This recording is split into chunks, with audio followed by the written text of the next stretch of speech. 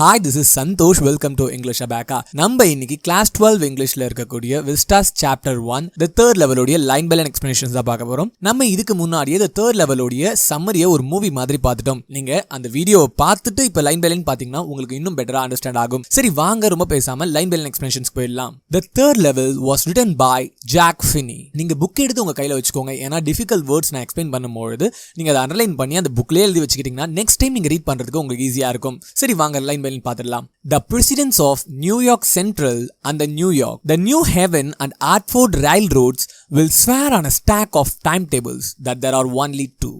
ஸ்வேர்னா promising பண்றது, promise பண்றது. Stock அப்படின்னா வந்து பாத்தீங்கன்னா ஒரு நீட்டான ஆர்டர்ல வைக்கிறது, அதாவது கரெக்டா அரேஞ்ச் பண்ற மாதிரி. இந்த நியூயார்க் சென்ட்ரல் இந்த மாதிரி பாத்தீங்கன்னா உண்மையிலேயே ஒரு ரயில்வே ஸ்டேஷன் வந்து நியூயார்க்ல இருக்கு.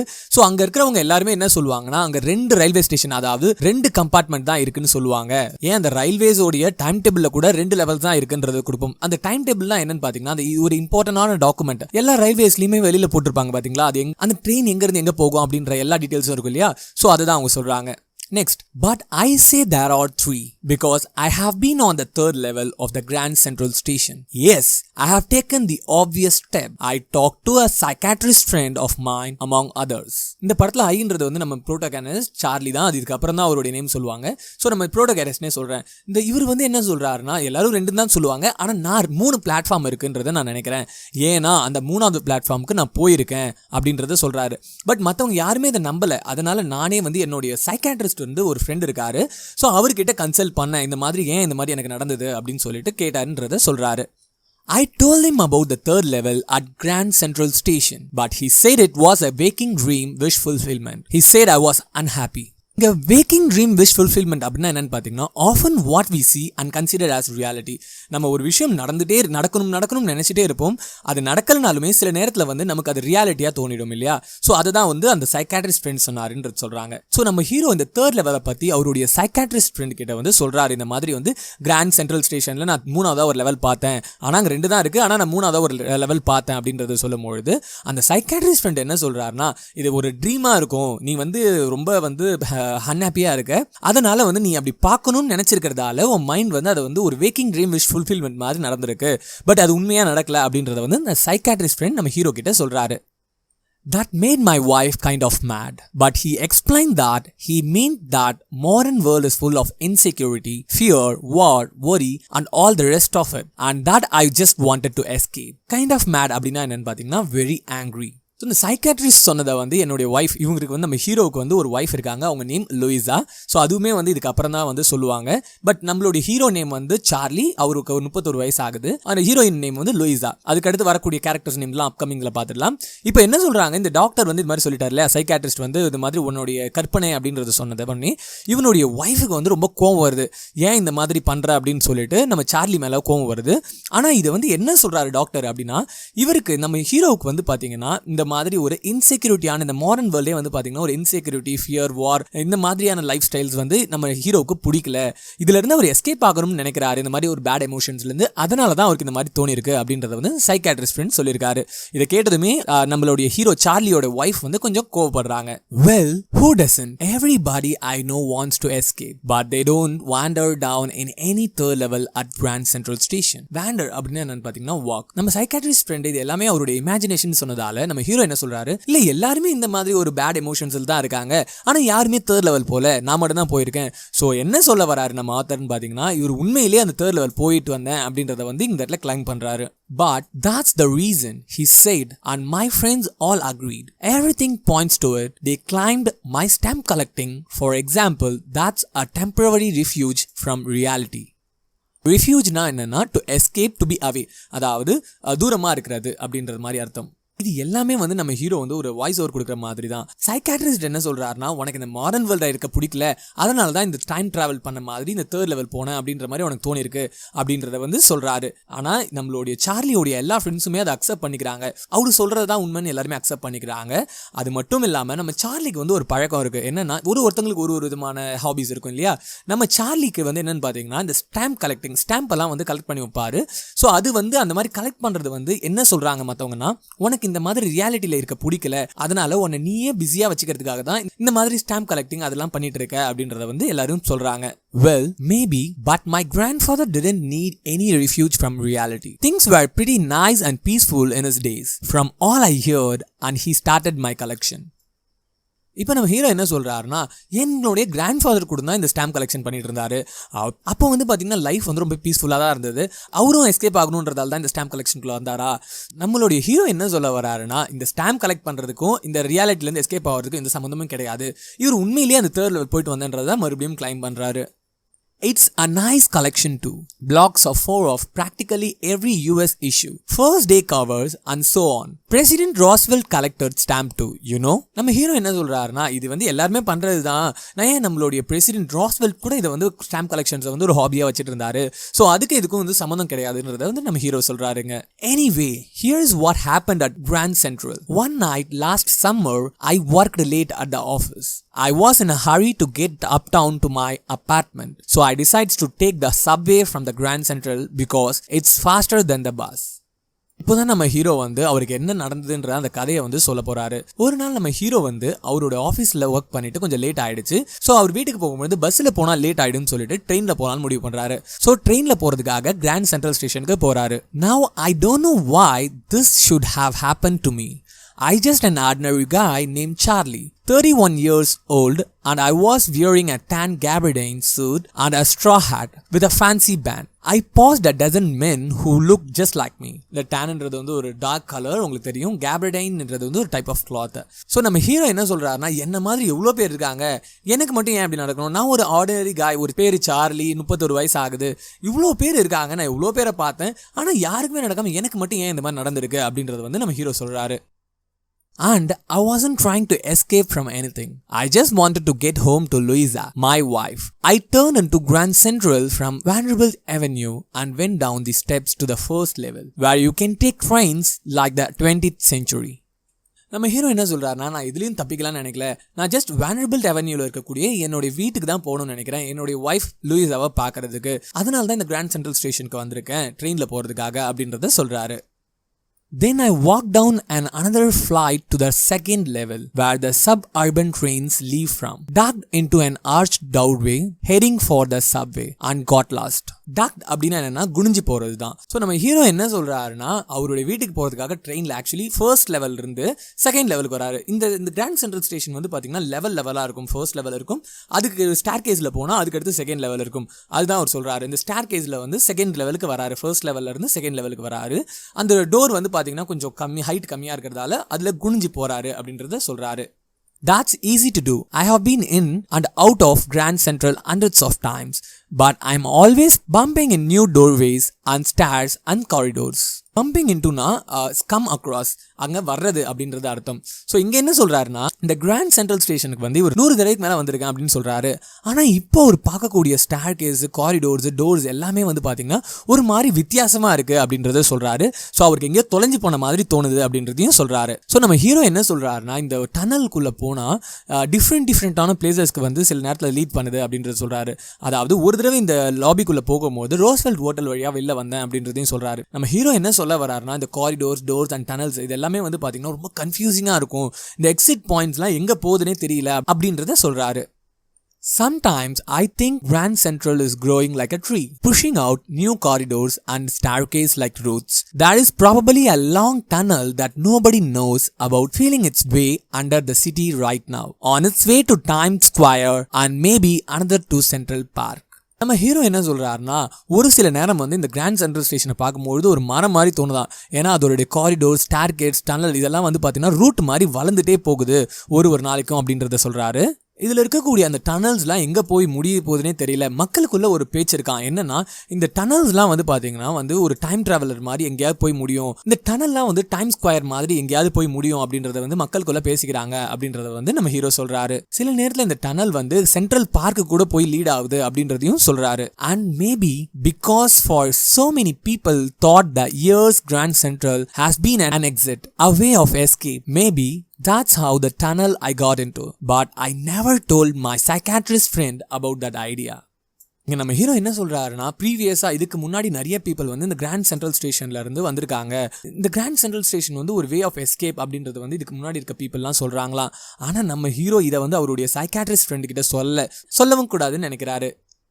The corridor I was in began angling left and slanting downwards, and I thought that was wrong, but I kept on walking. All I could hear was the empty sound of my own footsteps, and I didn't pass a soul.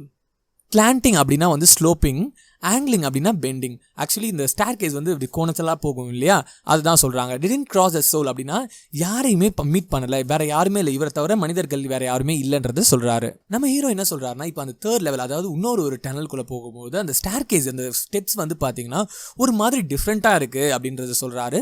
இவரை தவிர அங்கே வேற யாருமே இல்லை, அவர் நடக்கும்பொழுது இவருடைய food steps மட்டும்தான் echo அடிக்குதான், வேற யாருமே இல்லைன்றதை வந்து நம்ம ஹீரோ சொல்கிறாரு. Then I heard that sort of hollow roar head that means open space and people talking. The tunnel turned sharp left. I went down a short flight of stairs and come out on the third level at Grand Central Station. அந்த காரிடோரோட ஸ்டெப்ஸில் போயிட்டே இருக்காரு. இவருக்கு எந்த சத்தமும் கேட்கல. திடீர்னு வந்து பார்த்தீங்கன்னா பீப்புளெலாம் பேசுகிற சத்தம் கேட்குது. ஸோ நம்ம ஹீரோவும் புரிஞ்சுக்கிறாரு, இந்த காரிடோர் வந்து பீப்புள் கிட்ட வந்துருச்சு, அதாவது இதோட முடி வந்துருச்சு, நம்ம இறங்கலாம் அப்படின்றத வந்து புரிஞ்சுக்கிறாரு. ஸோ நடந்து போயிட்டே இருக்கும்பொழுது இப்போ நம்ம hero third level of grand central ஸ்டேஷனை ரீச் பண்ணிட்டாரு. For just a moment, I thought I was back on the second level, but I saw the room was smaller, there were fewer ticket windows and train gates, and the information booth in the center was wood and old looking. So fewer அப்படின்னா lesser in number. நம்ம hero என்ன சொல்ல வராருன்னா, அவர் என்ன நினைச்சாரு, திடீர்னு ஒரு second லெவலுக்கே மறுபடியும் வந்துட்டோமோ அப்படின்றத நினைக்கிறாரு. பட் அந்த இடத்துல வந்து பார்த்தீங்கன்னா அந்த டிக்கெட் கவுண்டர், ரூம்ஸ் எல்லாமே வந்து பார்த்தோன்னா குட்டியாக இருக்கு. அது மட்டும் இல்லாமல் எல்லாம் வுட்ல செஞ்சிருக்கு. இதை பார்க்கும்போது அவருக்கு கொஞ்சம் சஸ்பீஷியஸாக இருக்கு. இந்த இடத்துல இன்ஃபர்மேஷன் பூத் வந்து பாத்தீங்கன்னா என்கொயரி விண்டோன்றத வச்சுக்கலாம். அவங்க வந்து அப்போ இன்ஃபர்மேஷன் பூத்ன்றத வந்து சொல்றாங்க நமக்கு. And the man in the booth wore a green eye shade and long black sleeve protectors. The lights were dim and sort of flickering. Then I saw why. They were open flame gas light. So flickeringனா வந்து பாத்தீங்கன்னா ஒரு ஸ்டேக்னண்டான light இல்லாம ஒரு மாதிரி light விட்டு எரியறது. இப்போ நம்ம hero வந்து அந்த இன்ஃபர்மேஷன் பூத் கிட்ட போறாரு. அங்க ஒருத்தவர் கிரீன் ஐயோட ஃபுல் ஸ்லீவ் ப்ரொடெக்டர்லாம் போட்டுட்டு உட்காந்துட்டு இருக்காரு. அந்த இடத்துல அந்த லைட்டே வந்து பாத்தீங்கன்னா ஃபிளிக்கர் ஆகிட்டே இருக்கு, ஒரு மாதிரி விட்டு எரியற மாதிரி இருக்கு. அப்பதான் நம்ம ஹீரோ கவனிக்கிறாரு, லேம்ப் வந்து பாத்தீங்கன்னா அந்த கேஸ் லேம்ப் தான் இருக்கு. அதுவும் இல்லாம ஒரு ப்ரொடெக்ஷன்ஸ் எதுவுமே போடாம அப்படி ஓப்பன்டா இருக்கு. இதெல்லாம் பார்க்கும்போது நம்ம ஹீரோக்கு ரொம்ப ஒரு கன்ஃபியூசிங்கா இருக்கு. ஏன் இந்த லைட்லாம், இந்த மாதிரி கேஸ் லைட்லாம் வச்சிருக்காங்க அப்படின்றத வந்து ஒரு சஸ்பீஷியஸா பாக்குறாரு.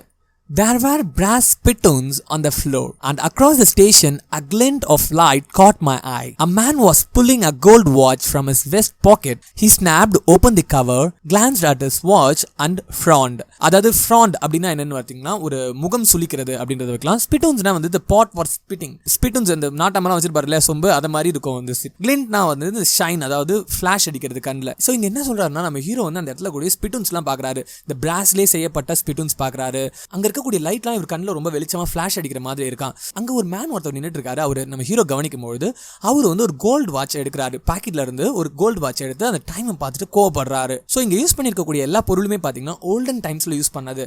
அதாவது இந்த ஸ்பிட்டூன்ஸ் இருக்கலாம், இந்த கேஸ் லைட் இருக்கலாம், அவர் யூஸ் பண்ணக்கூடிய அந்த பாக்கெட் வாட்சஸ் இருக்கலாம். இது எல்லாமே வந்து பாத்தீங்கன்னா கிட்டத்தட்ட ஒரு 1800s யூஸ் பண்ணக்கூடிய பொருட்கள். இது எல்லாத்தையுமே நம்ம ஹீரோ சஸ்பீஷியஸா பார்த்துட்டு இருக்காரு. He wore a derby hat, a black 4-button suit with tiny lapels, and he had a big black handlebar mustache. Then I looked around and saw that everyone in the station was dressed like 1890 something. I never saw so many beards, sideburns and fancy mustache in my life. லெப்பல்ஸ் அப்படின்னா என்னன்னா fold தான், அந்த மடிப்பு சொல்லுவாங்க இல்லையா, அதுதான் சொல்றாங்க. இப்போ நம்ம ஹீரோவுக்கு அங்க போட்டிருக்கக்கூடிய எல்லாருடைய ட்ரெஸ்ஸும் மாரி ரொம்ப டிஃப்ரெண்டா இருக்கு. கிட்டத்தட்ட 1890s மாதிரி இருக்கு. ஏன்னா அவங்க வச்சிருக்கக்கூடிய மஸ்டாஷ், அதாவது மீசெல்லாம் வந்து பாத்தீங்கன்னா அந்த சிங்கம் மீசை மாதிரி, அதுதான் வந்து ஹேண்டில் பார் டைப் அப்படி சொல்றாங்கல்ல, ஒரு மாதிரி சிங்கம் டைப் மீசை மாதிரி இருக்கு. ஸோ இந்த மஸ்டாஷ் இது எல்லாமே வந்து ஒரு மாதிரி டிஃப்ரெண்டா இருக்கு. அவங்க போட்டிருக்கக்கூடிய ட்ரெஸ்ஸஸ்லாம் டிஃப்ரெண்டா இருக்கு. கோர்ட்டு எல்லாமே வந்து பாத்தீங்கன்னா 1890s போட்டிருக்க மாதிரி இருக்கு அப்படின்றத நம்ம ஹீரோ சொல்றாரு. Next, a woman walked in through the train gate. She wore a dress with leg of mutton sleeves and skirts to the top of her high-buttoned shoes. Back of her, out on the tracks, I caught a glimpse of locomotive, a very small carrier and ivory locomotive with a funnel-shaped stack. Locomotive அப்படின்னா என்னென்னா பார்த்தீங்கன்னா engine. Actually இந்த இடத்துல வந்து ஐவஸ் locomotive with funnel shaped அது அப்படின்னு சொல்கிறாங்க இல்லையா. இந்த பழைய காலத்து இன்ஜின் வந்து ட்ரெயினோடைய இன்ஜின் வந்து ஃப்ரண்ட்டில் ஷேப் அப்படின்னு ஷார்ப்பாக இருக்கும். அதுதான் நம்ம ஹீரோ சொல்கிறாரு. இந்த பழைய காலத்து ட்ரெயின் மாதிரி இருக்கான் அந்த ஸ்டேஷன். கிளிம்ஸ் அப்படின்னா என்ன பார்க்கறது தான். இங்கே நம்ம ஹீரோ என்ன சொல்ல வராருன்னா, அங்கே இருக்கக்கூடிய ஒரு உமன் வந்து பார்த்தீங்கன்னா அந்த காலத்து ட்ரெஸ் போட்டிருக்காங்க. அவங்க போட்டிருக்கக்கூடிய ட்ரெஸ்ஸஸ் எல்லாமே வந்து leg of mutton and skirts shoes எல்லாமே வந்து பார்த்தீங்கன்னா இந்த 1890s மாடல். இது அதை வந்து பார்க்கும் போதே அவருக்கு தெரியுதுன்னு சொல்கிறாரு. அது மட்டும் இல்லாமல் அங்கே இருக்கக்கூடிய ட்ரெயின் வந்து பார்த்தீங்கன்னா ட்ரெயினோட இன்ஜின் வந்து பார்த்தீங்கன்னா நிலக்கரி, அதாவது கரியர் அப்படின்னா நிலக்கரி இருக்கு இல்லையா. நீங்கள் பார்த்துருக்கலாம் பழைய காலத்தில் வந்து கரண்ட்டுக்கு முன்னாடி இந்த கரியை வச்சு தான் வந்து ட்ரெயின்ஸ்லாம் ஓடும். ஸோ அதுதான் அந்த ஸ்மெல்லை வந்து இவரால் ஃபீல் பண்ண முடியுதுன்னு சொல்கிறாரு. And then I know to make sure I walked over to the newsboy and glanced at the stack of papers at his feet. It was the world, and the world hasn't been published for years. So இப்போ தான் நம்ம ஹீரோவுக்கு ஒரு விஷயம் புரியுது. இவர் வந்து time travel பண்ணி பாஸ்ட்டுக்கு வந்திருக்காரு அப்படின்றது. ஏன்னா எல்லாமே வந்து ரொம்ப ஓல்டாக தெரியுது இல்லையா, அதனால் அவருக்கு புரியுது. ஸோ அதை கன்ஃபார்ம் பண்ணுறதுக்காக என்ன பண்ணுறாரு, அங்கே ஒருத்தர் நியூஸ் பேப்பர்லாம் வித்துட்டு இருக்காரு. ஸோ அவர்கிட்ட போயிட்டு அந்த நியூஸ் பேப்பர் பார்த்தா அதில் இருக்கக்கூடிய த வேர்ல்ட் அப்படின்ற ஒரு நியூஸ் பேப்பர் கம்பெனிஸ் தான் அது. அது வந்து பார்த்தோன்னா ரொம்ப வருஷத்துக்கு முன்னாடியே அந்த நியூஸ் பேப்பரை க்ளோஸ் பண்ணிட்டாங்க. ஸோ அந்த நியூஸ் பேப்பரை அவர் பார்க்குறாரு. The lead story said something about President Cleveland. I have found that front page since in the public library files, and it was printed June 11, 1894. நம்ம ஹீரோ அந்த நியூஸ் பேப்பருடைய ஃப்ரண்ட் பேஜை பார்த்தோன்னா அதில் president Cleveland வந்து ஏதோ சொல்லியிருக்காரு. அதோடைய டேட்டை பார்த்தா June 11, 1894 இருக்குது. இதை பார்த்த உடனே நம்ம ஹீரோ அப்படியே ஷாக் ஆயிடுறாரு. I turned toward the ticket windows, knowing that here, on the third level at Grand Central, I could buy tickets that would take Louisa and me anywhere in the United States we want to go in the year 1894. And I wanted 2 tickets to Galesburg, Illinois. So நம்ம ஹீரோக்கு இப்போ ஒரு விஷயம் புரியுது. இவர் past 1894க்கு வந்துட்டார். இந்த 1894 United ஸ்டேட்ஸில் எந்த பிளேஸ்க்கு வேணால் போகலாம், எங்கே வேணால் டிக்கெட் வாங்கலாம் அப்படின்றத நினைக்கிறாரு. இவருக்கும் அவருடைய ஒய்ஃப் லூயிஸாவுக்கும் அவருக்கு ரொம்ப நாளாக ஒரு ஆசை, கெய்ல்ஸ்பர்க் அப்படின்ற ஊரில் வாழணும்னு ஆசையாக இருக்குது. ஸோ அவருக்கு வந்து இந்த 1894 கெய்ல்ஸ்பர்க் ஊருக்கு போகணும்னு ஆசையாக இருக்குது. ஏன்றத நெக்ஸ்ட் பேராகிராஃப்ல சொல்றாரு பாருங்களேன். Have you ever been there? It's a wonderful town still, with a big old frame house, huge lawns, and tremendous trees whose branches meet overhead and roof of the streets. அவர் என்ன சொல்றாருன்னா, அந்த ஊரில் இருக்க ட்ரீஸ்லாம் வந்து பார்த்தீங்கன்னா அப்படியே வானத்தை தொடுற அளவுக்கு ஹைட்டாக பிரான்ச்சஸ் அழகாக விரிஞ்சு ரொம்ப அழகாக இருக்கும் அப்படின்னு சொல்றாரு. அங்கே இருக்கக்கூடிய வீடு, லான்ஸ் எல்லாமே ரொம்ப அழகாக இருக்கும் அப்படின்றத நம்ம ஹீரோ சொல்றாரு. And in 1894, summer evening were twice as long, and people sat out on their lawns, the men smoking cigars and talking quietly, the women waving palm leaf fans with the fireflies all around in a peaceful world. ஒரு fire files அப்படின்னா என்னென்னு பார்த்தீங்கன்னா இந்த மின்மினி பூச்சி இருக்கும் இல்லையா, நைட்டுலாம் light எரிஞ்சிட்டே வருமே, அதுதான் சொல்கிறாங்க. இந்த 1894 சம்மரில் வந்து பார்த்திங்கன்னா மக்கள் என்ன பண்ணுவாங்களாம், ஈவினிங் ஆச்சுன்னா மென்ஸ்லாம் வந்து அழகாக வீட்டு வெளியில் சைலண்ட்டாக வந்து சிகார்ஸ் பிடிச்சிட்டு இருப்பாங்களாம்.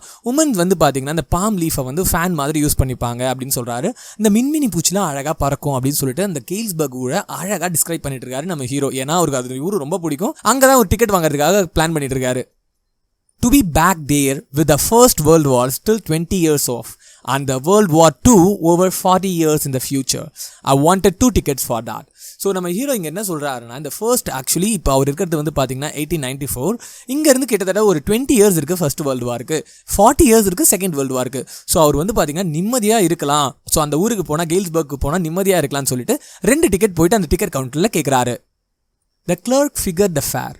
He glanced at my fancy hat band, but he figured the fare, and I had enough for 2 coach tickets one way. But when I counted out the money and looked up, the clerk was staring at me. Fare அப்படின்னா என்னென்னு பார்த்தீங்கன்னா காசு எவ்வளோன்றது சொல்லுவாங்க இல்லையா, அதுதான் சொல்கிறாங்க. So கிளான்ஸ்னா லுக்கு, கோச் டிக்கெட் அப்படின்னா என்னென்னு பார்த்தீங்கன்னா அப்பர் கிளாஸ், ஃபர்ஸ்ட் கிளாஸ் தான் வந்து கோச் டிக்கெட் அப்படின்னு சொல்கிறாங்க. இப்போ நம்ம ஹீரோ என்ன பண்ணுறாரு, அங்கே இருக்கக்கூடிய ஒரு டிக்கெட் கவுண்டரில் போய் கெய்ல்ஸ்பர்க்கு 2 டிக்கெட் கேட்குறாரு. அந்த டிக்கெட் கொடுக்குற கிளர்க் வந்து நம்ம ஹீரோ ஒரு மாதிரி தான் பார்க்குறாரு. அவர் போட்டுக்கக்கூடிய ஹேட்லாம் ஒரு மாதிரி டிஃப்ரெண்ட்டாக இருக்குது அப்படின்னு சொல்லிட்டு பார்க்குறாரு. இருந்தாலும் ஒரு ஃபேர் எவ்வளோ காசுன்றதை சொல்கிறாரு. சொன்னதுக்கப்புறம் நம்ம ஹீரோ ஒரு பேக்கெட்லேருந்து காசை எடுத்து எண்ணி அவர்கிட்ட கொடுக்கும்பொழுது அந்த கிளர்க் வந்து இவர் ஒரு மாதிரி பார்க்குறாரு. ஏன்றதை அடுத்த பேராகிராஃபில் சொல்லுவாங்க. He nodded at the bills. That hunt money, mister, he said, and if you are trying to skin me, you won't get very far. And he glanced at the cash drawer beside him Of course, the money was old style bills, half again as big as the money we use nowadays, and different looking. I turned away and got out fast. There is nothing nice about jail even in 1894. Bills na the old currency இருக்கு இல்லையா, அதுதான் bills ன்னு சொல்றாங்க. Skin அப்படின்னா என்னன்னு பாத்தீங்கன்னா to cheat அப்படின்றது சொல்றாங்க. If you are trying to skin me அப்படின்னு கொடுத்துருக்காருல, என்ன ஏமாத்த நினைக்கிறியா அப்படின்ற மாதிரி. ஸோ இங்க என்ன சொல்ல வராருன்னா, நம்ம ஹீரோ அவருடைய காசை கொடுத்த உடனே அந்த கிளர்க் வந்து அவர் வந்து ஓல்ட் கரன்சி தானே யூஸ் பண்ணிட்டு இருக்காங்கல்ல, அதனால தான் இவர் வந்து வியர்டா பாக்குறாரு. அந்த கிளர்க் சொல்றாரு, என்ன நீ ஏமாத்தணும்னு நினைச்ச, நீ கண்டிப்பா ஜெயிலுக்கு தான் போவ அப்படின்னு சொல்லிட்டு கோவமா அவர் பாக்குறாரு. உடனே நம்ம ஹீரோ அவர் கொடுத்த காசை வாங்கிட்டு திரும்ப அங்கிருந்து ஓடிடுறாரு. ஏன்னா இந்த 1894 ஜெயில் வந்து உண்மையே மோசமா இருந்தது, இவர் புடிய ஜெயில போட்டாங்கன்னா அவ்வளவுதான் நினைக்கிறாரு அவரு. ஸோ அதனால அங்கிருந்து அவரு வேகமா ஓடிடுறாரு. And that was that. I left the same way I came. I suppose next day during lunch hour I drew $300 out of the bank, nearly all we had, and bought old style currency. சரி, அந்த ஸ்டேஷன்ல இருந்து வெளியில வந்துடுறாரு. அதாவது இந்த third லெவல்ல இருந்து நார்மலா இப்ப பிரசன்ட்டுக்கு வந்துடுறாரு. நெக்ஸ்ட் டே அவர் ஆஃபீஸ்க்கு வந்து அந்த லஞ்ச் பிரேக்ல என்ன பண்றாரு, அவருடைய பேங்க்குக்கு போய் அவர்கிட்ட இருந்த மொத்த சேவிங்கே $300 தான். அந்த $300 எல்லாத்தையுமே கொண்டு வந்து இந்த ஓல்டு கரன்சியா சேஞ்ச் பண்றாரு. இது எல்லாத்தையுமே அந்த சைக்காட்ரிஸ்ட் ஃப்ரெண்டு கிட்ட சொல்லும்போது அவர் கொஞ்சம் ஒரே ஆகுறாரு. ஏன் இந்த மாதிரிலாம் தேவையில்லாம பண்றான் அப்படின்ட்டு நினைக்கிறாரு. நெக்ஸ்ட் என்ன ஆகுதுன்னு பார்க்கலாம். You can buy old money at almost any coin dealers, but you have to pay a premium. My $300 bought less than $200 in old style bills, but I didn't care. Eggs were 13 cents a dozen in 1894. So நம்ம hero என்ன சொல்றாருன்னா, அவருக்கு அந்த volt கரன்சியை change பண்றது, இவருடைய $300 இருக்குல்ல இவர்கிட்ட, அதை ஓல்ட் கரன்சியா சேஞ்ச் பண்ணும்போது வெறும் $200 தான் கிடைக்குது. ஆனா இருந்தாலும் நம்ம ஹீரோ அதை பத்திலாம் கண்டுக்கல. ஏன்னா 1894 ஒரு டசன்ஸ் எக்கே வந்து பாத்தீங்கன்னா 13 cents தான் இருந்தது. அப்போ பொருள் எல்லாமே ரொம்ப சீப்பா இருக்கும் இல்லையா. சோ அதுதான் வந்து அவர் நினைக்கிறாரு. அதனால அவர் பெருசா எதுவும் ஹோரி பண்ணிக்கல. But I have never again found the corridors that leads to the third level at Grand Central Station, although I have tried often enough. So இப்போ என்ன நடக்குதுன்னா, அதுக்கு அடுத்து இந்த காசெல்லாம் சேஞ்ச் பண்ணிட்டு மறுபடியும் அந்த தேர்ட் லெவல் போலான்னு நினைக்கிறாரு. ஆனா அவரால் அந்த தேர்ட் லெவலை கண்டுபிடிக்கவே முடியல. அந்த தேர்ட் லெவல் காரிடோரை பார்க்கவே முடியல, கண்டுபிடிக்கவே முடியல. Louisa was pretty worried when I told her all this and didn't want me to look for the third level anymore. And after a while I stopped. I went back to my stamps. So இப்போ என்ன நடக்குதுன்னா, இந்த எல்லா விஷயத்தையும் அவர் wife கிட்ட சொல்லும்போது அவங்களுக்கு ரொம்ப கஷ்டமா இருக்கு. அவங்க என்ன சொல்றாங்கன்னா, தயவு செஞ்சு இதுக்கப்புறம் போய் அந்த தேர்ட் லெவல்னு தேடாத, இவருக்கு ஆல்ரெடி ரொம்ப நாள் தேடி இருப்பாரு, காசெல்லாம் சேஞ்ச் பண்ணி வேற தேடுறாரா, அவங்களுக்கு வந்து பாத்தீங்கன்னா ரொம்ப ஒரியா இருக்கு, இந்த மாதிரி இவர் பண்ணிட்டு இருக்காரே சொல்லிட்டு அவங்க ஹஸ்பண்ட், அதாவது நம்ம ஹீரோ கிட்ட வந்து இதற்கப்புறம் அந்த தேர்ட் லெவலை போய் தேடாதீங்க அப்படின்றத லூயிசா சொல்லிடுறாங்க. நம்ம ஹீரோவும் என்ன பண்றாரு, சரி ஓகேன்னு சொல்லிட்டு அவருடைய பழைய ஸ்டாம்ப் கலெக்டிங் ஒர்க் பண்ணிட்டு இருந்தார் இல்லையா, அதை பண்ண ஆரம்பிச்சிடுறாரு. இப்பதான் நமக்கு இந்த ஸ்டோரியில ஒரு ட்விஸ்ட சொல்றாங்க, அது என்னன்னு பார்க்கலாம். But now we are both looking every weekend because now we have proof that third level is still there. My friend Sam Vanier disappeared. So இந்த ட்விஸ்டே என்னன்னா, இப்போ அவங்க கிட்ட ஒரு ப்ரூஃப் இருக்குன்னு சொல்றாங்க. அதாவது நம்ம ஹீரோ சார்லி, அவங்க ஒய்ஃப் லூயிசா, இவங்க ரெண்டு பேர்கிட்டையும் ப்ரூஃப் இருக்கான். அதாவது என்னன்னா, இவருடைய சாம் சைக்காட்ரிஸ்ட் ஒருத்தர் இருந்தார் இல்லையா, சாம் வைனர், இவர் தான் வந்து நம்ம ஹீரோவுடைய சைக்காட்ரிஸ்ட் ஃப்ரெண்டு. இவர்கிட்ட தான் வந்து இந்த எல்லா விஷயத்தையும் சொல்லியிருப்பாரு நம்ம ஹீரோ. அவர் வந்து கொஞ்சம் நல்லாவே காணோம், ஏன்றதை பார்த்துடலாம். Nobody knew where, but I sort of suspected because Sam's a city boy and I used to tell him about Galesburg. I went to school there and he always said he liked the sound of that place, and that's where he is. All right, in 1894.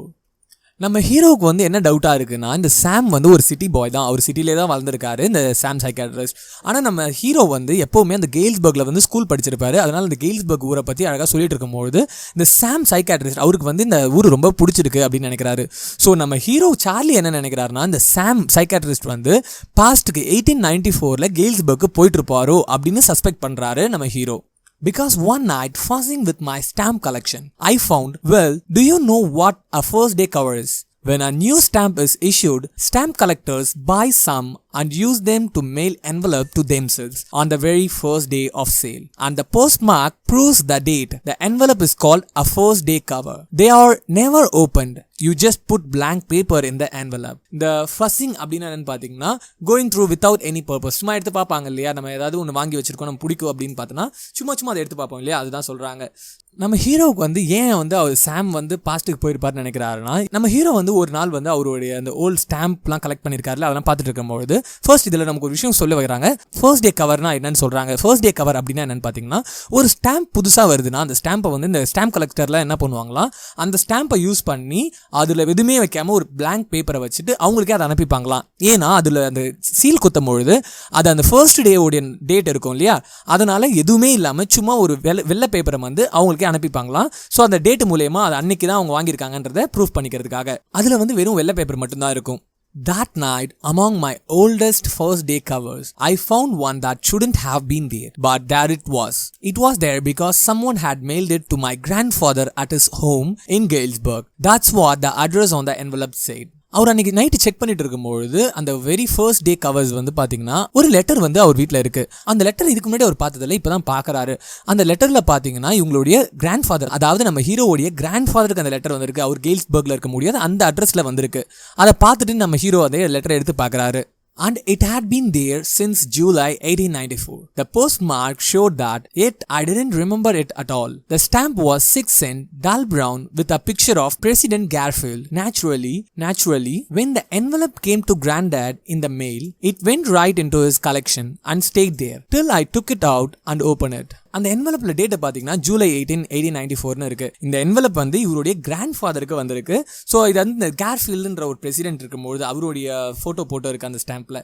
So இது எல்லாமே புரிஞ்சுக்கிறாரு, இதுக்கு வந்து இவருடைய grand ஃபாதருக்கு வந்திருக்கு, அது அவர் collect பண்ணி வச்சிருக்காரு. இப்போ அதை வந்து இவர் பிரித்து படிக்க போகிறாரு. The paper inside wasn't blank. It read, Charley, I got to wishing that you were right. Then I got to believing you were right. And Charley, it's true. I found the 3rd level. I have been there 2 weeks. And right now, down the street at the Dallies, someone is playing a piano and they are all out on the front porch singing Nelly home, and I am invited over for lemonade. Come on back. Charley and Louisa, keep looking till you find the 3rd level. It's worth it. Believe me. அந்த envelope open பண்ணால் அது எப்பவுமே காலியான envelope தான் இருக்கும். ஆனால் இதில் எதுவும் எழுதியிருக்கு. அதை வந்து படிக்கும்போது தான் தெரியுது இது லெட்டரை எழுதுனது யாருன்னு பார்த்தோன்னா சாம், அந்த சைக்காட்ரிஸ்ட் ஃப்ரெண்ட் தான். அவர் என்ன சொல்கிறாருன்னா, அவர் வந்து இந்த கேல்ஸ்பர்க்கு 2 வாரத்துக்கு முன்னாடி வந்துட்டாராம். அதாவது இந்த 1894க்கு 2 வாரத்துக்கு முன்னாடி வந்திருக்காரு. எப்படி வந்துருக்காருன்னு பார்த்தீங்கன்னா அந்த 3rd லெவல் இடத்த கண்டுபிடிச்சிட்டாராம். சாம் என்ன சொல்கிறாருன்னா, இது கண்டிப்பாக இந்த பிளேஸ் ரொம்ப ஒர்த்து தான், கண்டிப்பாக நீங்கள் என்ன பண்ணுங்கள் அந்த 3rd லெவலை தேடிட்டே இருங்க, உங்களுக்கு கிடைச்சதுன்னா இங்கே வாங்க, எனக்கு வந்து இந்த இடம் ரொம்பவே பிடிச்சிருக்கு, இன்னைக்கு நைட்டு கூட நான் ஒரு லெமன் ஜூஸ் பார்ட்டிக்கு போகிறேன், இந்த இடம் கண்டிப்பாக ஒரு ஒர்த் தான், ஸோ இதை வந்து நீங்கள் தேடிங்க கண்டிப்பாக உங்களுக்கு கிடைக்கும் அப்படின்னு சொல்லிட்டு அந்த லெட்டரில் சாம் சைக்காட்ரிஸ்ட் எழுதியிருக்காரு. அது கீழே சாம் அப்படின்னு சைன் பண்ணியிருக்காரு. At the stamp and coin store I go to, I found out that Sam bought $800 worth of old style currency, that how to set him up in a nice little hay, feed and grains business. He always said that's what he really wished he could do, and he certainly can't go back to his old business. Not in Galesburg, Illinois in 1894. His old business. Why? Sam was my psychiatrist. இப்போ நம்ம hero அந்த மணி exchange இடத்துக்கு போய் பார்த்தா சாம் இப்போதான் வந்து பார்த்தீங்கன்னா ஒரு $800 வந்து சேஞ்ச் பண்ணியிருக்காரு அந்த ஓல்டு கரன்சியா. அப்போ நம்ம ஹீரோ புரிஞ்சுக்கிறாரு, இது கண்டிப்பா சாம் வந்து பாஸ்ட்டுக்கு தான் போயிருப்பாரு அப்படின்னு நினைச்சுக்கிறாரு. ஏன்னா இந்த சாம் வந்து ஒரு சைக்காட்ரிஸ்ட். 1894ல சைக்காட்ரிஸ்ட்ன்றது வந்து பார்த்தீங்கன்னா அந்த அளவுக்கு ஒரு பெரிய ஜாப் கிடையாது, அந்த அளவுக்கு ஒரு ஜாபே கிடையாது. அதனால இவர் என்ன பண்றாரு, இந்த $800 வச்சு கண்டிப்பா ஒரு கிரீன் பிசினஸ் பண்ணணும்னு ஆசைன்னு முன்னாடியே சொல்லியிருப்பாரு நம்ம ஹீரோ கிட்ட. அதனால கண்டிப்பா இந்த $800 வந்து ஒரு கிரீன் பிசினஸ் பண்றதுக்கு கண்டிப்பா இது யூஸ்ஃபுல்லா இருக்கும் அப்படின்னு நம்ம ஹீரோ நினைக்கிறாரு. ஸோ இந்த ஸ்டோரியை இங்கேயே ஓப்பன் எண்டடா முடிச்சிடுறாங்க. ஸோ இந்த ஸ்டோரியை நீங்கள் படிச்சிங்கன்னா அப்படியே ஒரு சீக்வலாக உங்களுக்கு புரியும்.